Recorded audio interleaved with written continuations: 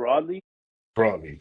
I would I would go 100% all in on AI and Chat GPT or Grok, whatever, you know what I mean, whatever Hogwarts school you want. If it's Slytherin, you know, Hogwarts. you got Gryffindor with Chat GPT, you got Slytherin with Gronk.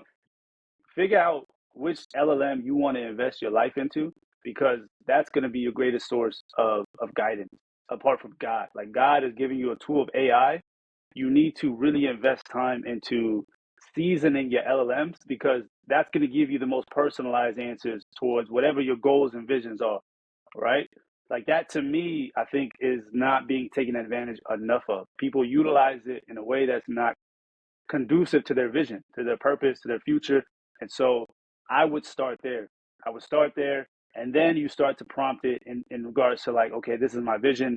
These are my goals. This is what I want. This is the lifestyle I want, the type of relationships I want. Which countries, based on projections of the data that you're seeing, analyze it for the next generation, not just next 5 years, but like for the future. Where am I best positioned? Where am I going to be valued the most based on my skill sets, right? Like you combine all of that, and then it'll give it to you. Like it'll provide those answers for you, and then from there you just come out with a plan. Like take some time to really evaluate what your plan is, and take advantage of online. We're doing this because this is where the future of currency is.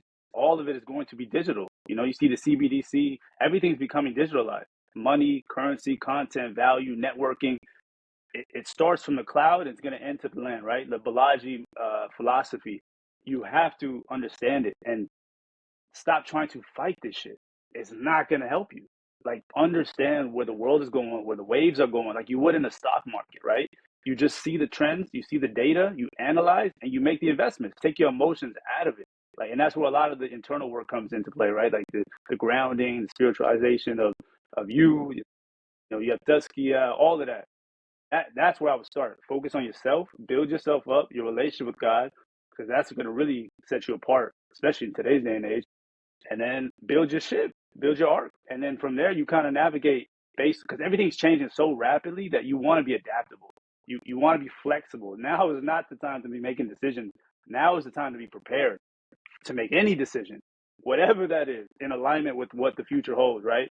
Because we're all watching, we're all seeing BRICS and China and India and Russia get together. We're seeing America and what they're, you know what I mean? We're seeing the tariffs, we're seeing all of it. And even with Warren Buffett, I was looking into him. He's pulling out all his money. I think he took like 25% of his cash flow out because he's ready. And he did that. The last time he did that was 2004, in preparation. I mean, he didn't know it at the time, but the crash, because we're seeing it. We're seeing the signals of a recession. We're seeing, I mean, they're not going to tell you that, but like, you got to think for yourself, right? So like, it's really, now is the time to prepare yourself internally, physically, mentally, emotionally, because there's a war that's going to break out.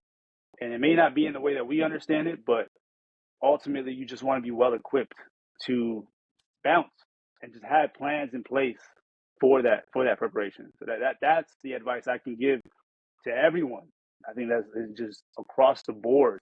And then where you go, I mean, from there, if you survive it all, like, yeah, I think that's probably somewhere in the Middle East or Asia. I think that's probably your best bet in terms of safety. But get your bread up. That's the really, yeah. Get your bread up. That's a fact. That's a fact.